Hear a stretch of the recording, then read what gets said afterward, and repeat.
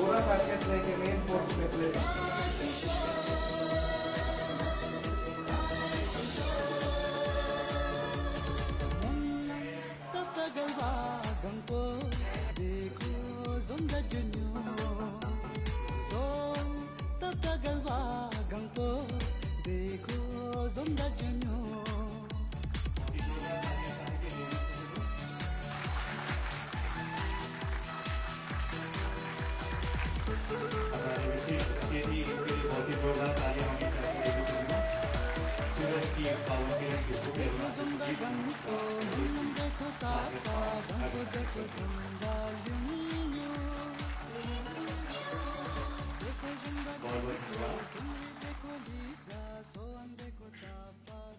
At the outset, I want to pay my respect to the Honorable Chief Minister and his Council of Ministers and the Honorable members of the Legislative Assembly.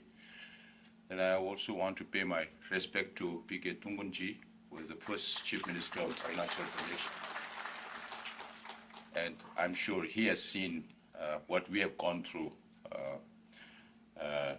in our struggle for freedom and in our status as refugees in India.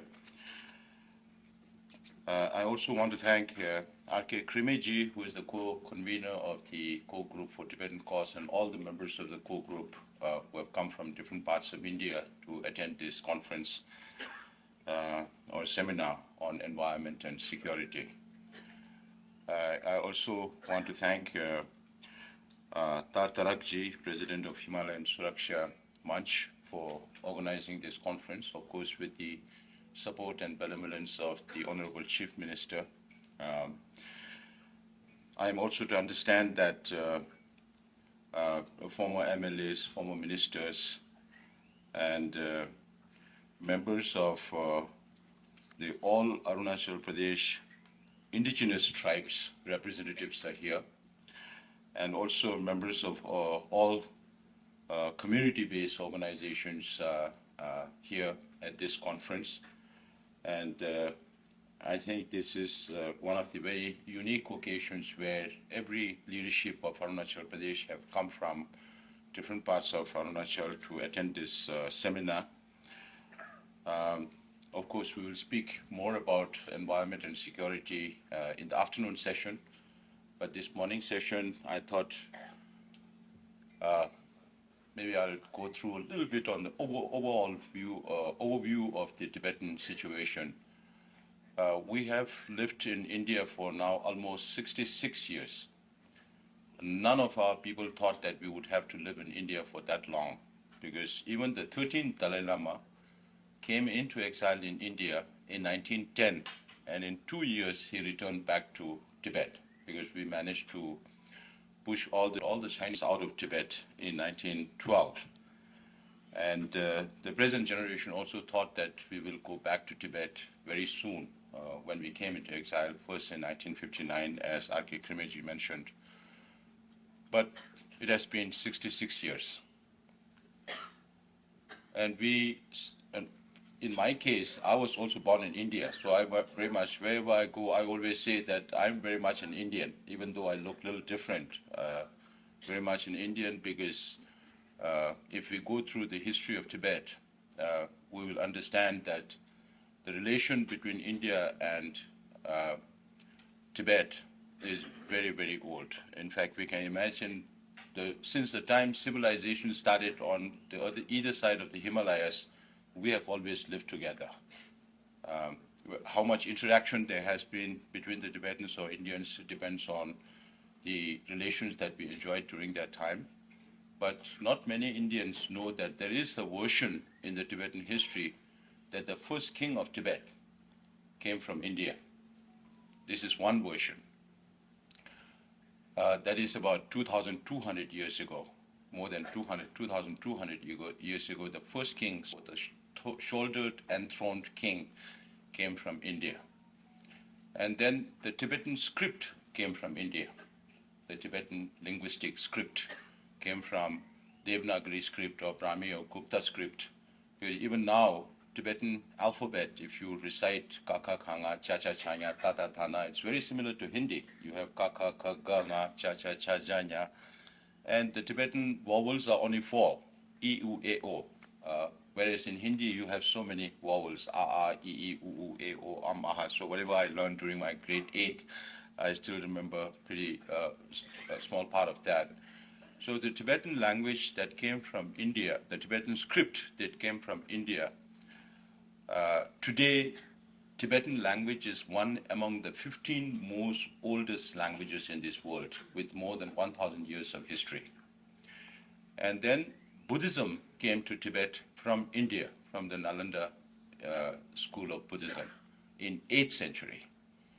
And we Tibetans transliterated every available Sanskrit and Pali Buddhist text into Tibetan between 8th century to 13th century, and we must have had the biggest transliteration in the house at that time. So we have translated every teachings of the Buddha and the commentaries by experts into Tibetan, and today Tibet is the only country, or Tibetan is the only language that has all the translated version of Buddha's teachings. And we are very proud to be repository of one part of ancient Indian wisdom, Buddhism, that is based on peace and non-violence. Then Tibet disintegrated for about 400 years from 9th to 13th century. Even in the 13th century, at the end of our disintegrated years, I heard 3 years back, I was in Kolkata and I was looking at Google to find out about a temple that was built by a previous Panchen Lama in Calcutta. But I came across another historical fact that when at the beginning of 13th century, on 1206, when Tibet disintegrated, was in a very weak state, India was ruled by the Khiljis. And in 1206, Bakhtiyar Khilji sent 10,000 army into Tibet through Kuch Bihar, and only 100 returned back. I don't mean to say that all the Bakhtiyar Khilji's army were killed by the Tibetans, but even when we were disintegrated, our borders were very well protected. Then 13th century, Mongols became a big empire in Central Asia, and we built relations with the Mongols around 1247. And then we became teachers, Buddhist teachers to the Mongol kings. And then Kublai Khan invaded China. So we established relations with the Mongols much before Mongolians invaded China. So Kublai Khan invaded China in 1271 and established the Yuan dynasty. So for Chinese historians, the Yuan is only that period when the Mongols ruled China from 1271 to 1368. And comparatively, during that period, Tibet was ruled by the Sakyapas with the patronage of the Mongolians.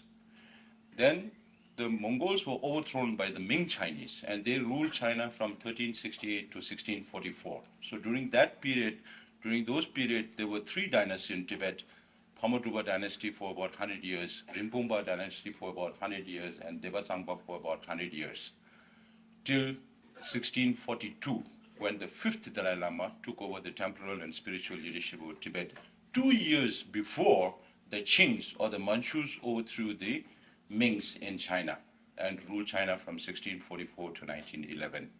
So Tibet from 1642 was ruled by the successive Dalai Lamas from the 5th to the present. This is just to give you a very brief overview of Tibetan history, because we always live under the illusion that people know about us, but unfortunately not many people understand Tibet or the historical status of Tibet as an independent state.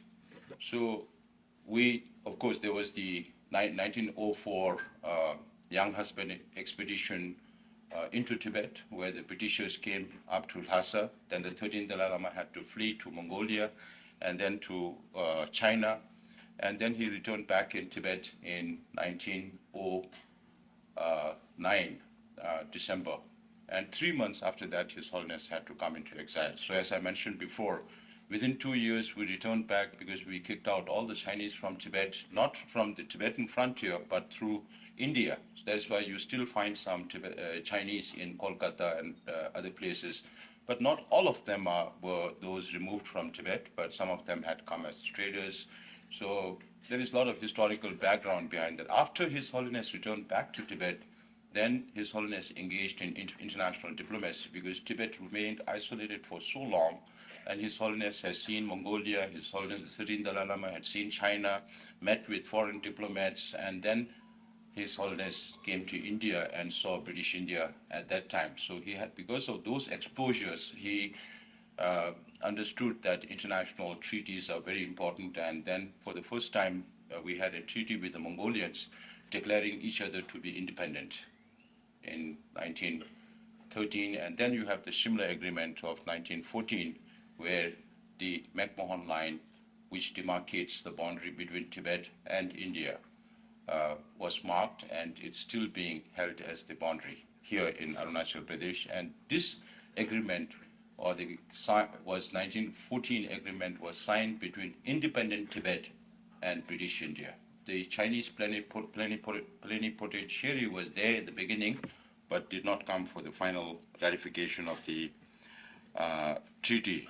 So now maybe I'll give you a little overview about what Krimiji had already said about the CTA. So since we came into exile in 1959, His Holiness came through Arunachal Pradesh. Of course, we have our relation with Arunachal Pradesh through the 6th Dalai Lama. It's not necessary that Dalai Lamas are all born inside Tibet. 6th Dalai Lama was born in India, in Arunachal Pradesh, and the 4th Dalai Lama was born in Mongolia.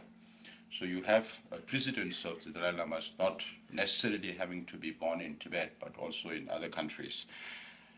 After coming into exile, we faced through a lot of difficulties. His Holiness was here in Tezpur. He gave the first press conference here in Tezpur. Then he was moved to Mussoorie. Then the Indian government wanted him to move to Dharamsala. So we were in Mussoorie for 1 year. And then we established the Central Tibetan Administration of the Tibetan government in exile in Dharamsala with the help of the Indian government. So today, Tibetans in India are spread across 10 Indian states and 2 union territories. The number as of today is about 70,000 Tibetans in India, about 8,300 Tibetans in Nepal, and now many Tibetans are moving out to other countries, particularly in the West, in North America, Europe, and in Australasia area. So we are spread across 37 locations in India in compact or scattered communities. And in Dharamsala, of course, when His Holiness first established democracy, not even 1 year after coming into exile in 1960, our people had no idea what democracy meant, what organs or institutions do you need for democracy. So the first few years, people spent time learning about democracy. And first 30 years was difficult, but under the leadership of His Holiness the Dalai Lama and his visionary thinking, we followed him. Our predecessors followed him, and we continue to follow and abide by His Holiness' visions. So because of His Holiness' democratization, even an ordinary person like me today could become the Sikyong responsible for the Tibetan cause. And today in Dharamsala, we have our Supreme Justice Commission, which functions more like an arbitration rather than a court, but we do follow all due processes of law, even though we don't handle criminal cases because we have to conform to Indian laws. So we handle only civil and administrative cases within the Central Tibetan administration. And then we also have a parliament of 45 members. In fact, unlike many other democracies in this world, we don't have political parties. So there's no ruling party or opposition party. And if you have to stand for my position, you have to, if you have the resources, both human and financial, then you have to campaign in more than 27 different countries around the world. Then the Tibetan parliamentarians are also elected in one day all over the world. 45 members. We don't have territorial constituencies or political parties because I think Acharya Vinoba Bhave ji had written about partyless democracy, but we are the only practicing partyless democracy in this world today. And then we have the executive, which is the head of the executive. Sikyong is elected directly by the Tibetans all over the world in one day. And then the Sikyong nominates 7 ministers, up to 7 ministers. So we have a department for religion and culture with about 292 monasteries and nunneries registered under it. But today, if you look at the numbers of monks and nuns in the monasteries, in all these 292 monasteries, you will find that 69% of the monks and nuns are from the Himalayan region, from Ladakh to Lahaul Spiti to Sikkim to Arunachal Pradesh. So only 29% are Tibetans and 2% are from Mongolia and other non-Himalayan and non-Tibetan population. So you can see how much change has taken place since we came into exile. When we first started the monasteries, it was only Tibetan. But since all the Himalayan region enjoy the same cultural roots as Tibetans, so we have now integrated our community, and eventually all these big monasteries in India that we run will be run by Himalayan people. And His Holiness has always said that the future of Buddhism lies in the hands of Himalayan people, and that is the responsibility that the Himalayans are also taking up. And then we also have a religion department for home that looks after the rehabilitation of all these 37 communities in India and Nepal and Bhutan. Then we have department for security responsible for His Holiness security, but most of that is handled by the central government and the state government of India. But when there are large teachings, then we provide additional security. Then we run about 61 schools in India and Nepal, about 8 schools in Nepal and the rest in India. And in these schools also about 15,000 students study, and out of these 15,000, about 5,000, 6,000 students are from the Himalayan region. So even though we are refugees, we try to give back to the people of India as much as possible. Then we also have a department for health that handles both allopathic and Tibetan medicine. We have a department for information and international relations. We have office in Tokyo, Taipei, Canberra, New Delhi, Kathmandu, Moscow, Johannesburg in South Africa, London, Brussels, Geneva, Sao Paulo, and Washington, D.C. All these 12 offices, through these offices, we reach out to the international community. So this is just to give you a brief overview of how we function as an exiled government. And in my responsibility as Sikyong, of course, one responsibility is to resolve the Sino-Tibet conflict. We are trying our best to reach out to the Chinese government. Of course, we have adopted this policy called the Middle Way policy, as espoused by His Holiness the Dalai Lama. From 1959 to 1973, we have always asked for and fought for independence.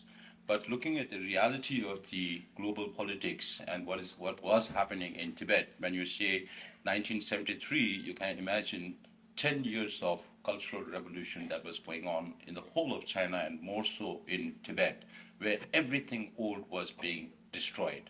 So there was this question of whether Tibet would exist or not, whether we would be able to defend or preserve our identity or not. So those were the major questions that that His Holiness considered, and looking at the overall global situation, he decided to go for this middle way, seeking genuine autonomy for Tibet. Because even now in Tibet, it's called Tibet Autonomous Region, Tibet Autonomous Prefecture, County, and all those, but there's no real autonomy. It's only in name. So we are asking for genuine autonomy, not only in name, but also in practice. Because His Holiness appreciates the concept of European Union. Even now, His Holiness says that if it had not been for the concept of European Union, Europeans would still be fighting with each other. So if that is the case, then why can't why can't the same approach be applied to Tibet as well, where whether we like it or not, we don't have a Hanuman to lift Tibet out of that place and put it somewhere else.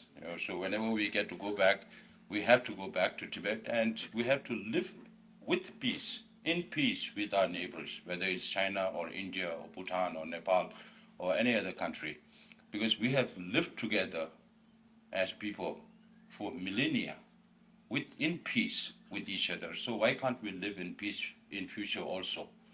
Because living together as neighbors but fighting every time with each other does not help anybody. So with that thinking, His Holiness adopted the middle way. And now when I travel around internationally, so far we have covered more than 27 different countries, and we will still be traveling more and cover more countries to reach out and make them aware of what is happening inside Tibet and what China is doing to the whole world. Here in Himalayas, we are talking about Himalayas as a point of security for Indians. And for South Indians, our friends coming from Karnataka and Tamil Nadu, Pondicherry, Puducherry, for them, Himalaya is not a matter for them because they are too far away from Himalaya. But today, including Himalayas, maritime security has become very, very important for India because of China's Belt and Road initiatives and creating all these dead economies around the world. Much of the sea trade goes through the Malacca Straits. So China is trying to control the Malacca Straits and then also give so much loan to other countries that countries are not able to pay back the loans. So they have taken over part of Sihanoukville port in Cambodia because Cambodia is almost 40% in debt with China.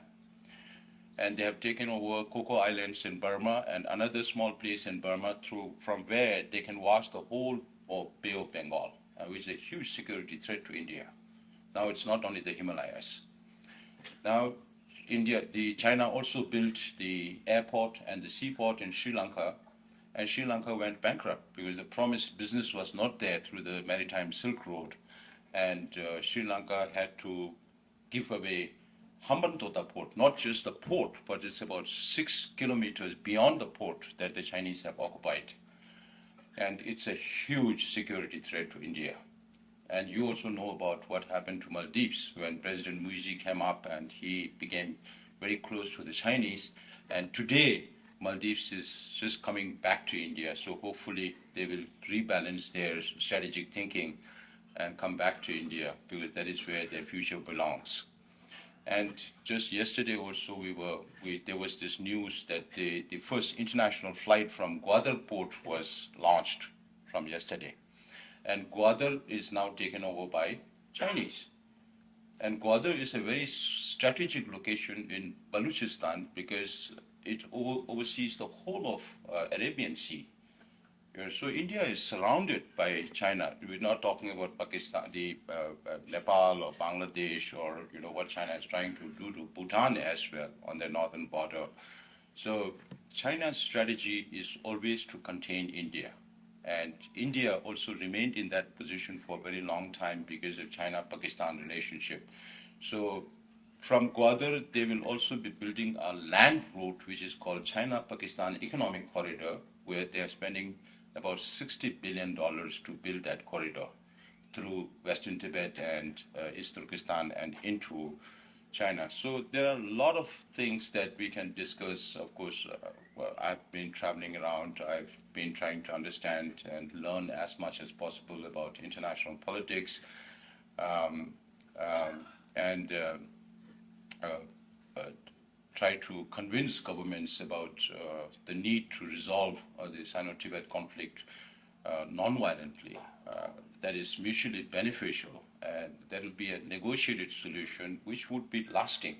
Because violence cannot beget violence begets more violence. Violence will never be a solution. If you watch at what is happening in Gaza, Israel, or Ukraine, Russia, whether you are resolving one problem now or you are creating more problem for future, nobody knows for sure. And internationally also, some people tell me that, oh, the dragon is biting at us, dragon meaning China. So I tell them, dragon at one time was very weak.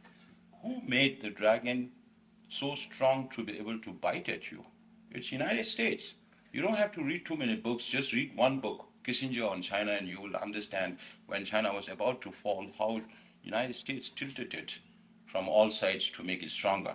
And then you look at the investment from European Union to China. You look at the investment from Japan and Taiwan in China. All these countries are responsible for making what China is today. But now, knowing that the dragon is biting at you, if you still keep feeding the dragon, then whose fault is it? That's what I keep telling the international community. Of course, we don't appreciate violence. We don't support violence. We always seek a non-violent solution based on Buddha's thinkings. So, to the Western countries, I always say that if there has to be a non-violent move, then give less business to China. Just about a week ago, China came out with its export reports, and they are talking about $1 trillion worth of exports to other countries. Surplus. It's not just the total worth of exports. It's a surplus exports to all these countries. With the United States, despite all the rhetoric, China has about surplus of about $300 to $350 billion. With the EU, China has surplus of about $400 billion because EU exports only $200 billion and imports $600 billion. And with the global South countries, there is a deficit of about $384 billion with China. So with all these $1 trillion of foreign exchange reserve, then China splurges on the Belt and Road initiatives, on space technology, on robotics, on quantum computing, on dual-use technology, supplying those to Russia. And I keep telling the Europeans that if you buy more goods from Russia, you are indirectly helping sustain the war in Ukraine. Because you give more business to China. China buys all this oil from Russia, and then Russia keeps sustaining the war in Ukraine. And they also use all the dual-use technologies. So all these things, the global political situation is very dynamic today. As we speak, there are about 55 violent conflicts going on around this world. So the message of nonviolence is also very important. So this afternoon we will speak a little bit about the geostrategic importance of Tibet and the environmental importance of Tibet and the importance of Tibetan Buddhist culture, not only for Tibetans, but for the whole region and for the whole world. So with these brief overviews, I'll stop here. And I'm very thankful to the Honorable Chief Minister for all his support throughout these years. And during, we know that His Holiness has been going around the world with his folded hands over so many decades, and he kept the issue of the issue of Tibet alive. And I say I'm an ordinary person. I think last year or a year before, you had Professor Samdong Rinpoche to speak about secularism and governance here in Arunachal Pradesh. And Rinpoche remains my guru. I always tell him I did not take classes from you, but I learned by watching Rinpoche how he functioned. So for us also, we have a lot of difficulties in terms of resources, both human and financial. So we have a lot of friends from different countries, particularly the government of India and the people of India, who have been very supportive, without whom we don't exist. If the government of India doesn't want us to exist, we don't exist. So it's all because of the benevolence of government of India that we are here. And it's because of the state governments where Tibetans reside that we are here. And our people are also making a lot of effort to make a good living.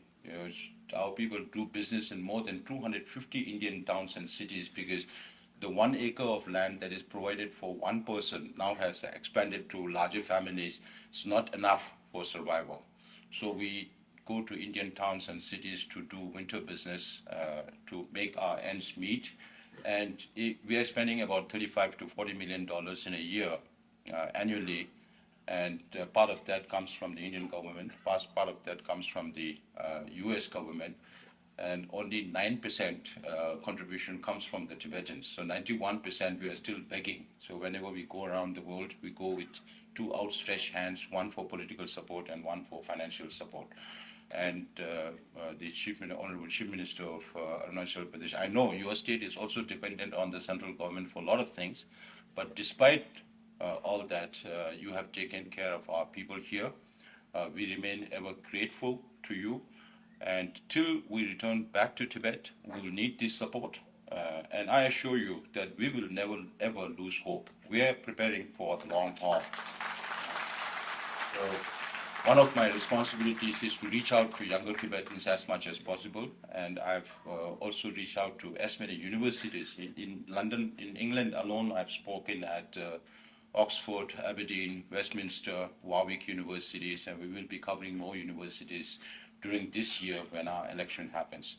So thank you very much again for all your help, support, and benevolence and hospitality in keeping our issue alive and keeping our people alive in the worst of our time.